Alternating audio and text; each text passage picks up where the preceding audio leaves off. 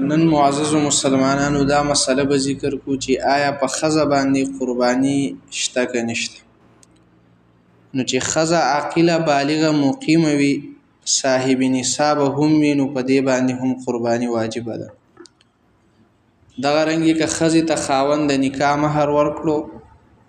او دا ښځه په دغه مهر سره چې کوم دی هغه صاحب نصاب وګرځېده 52 تولې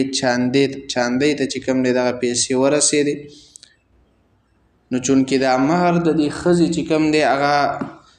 خپل دا د دې مالکه ده نو بیا هم چې کوم دی په دې باندې قرباني واجبه ده. البته که ښځې او خاوند یو بل سره نکاح وشوه خو د خاوند لا وسه پورې د خپلې ښځې ته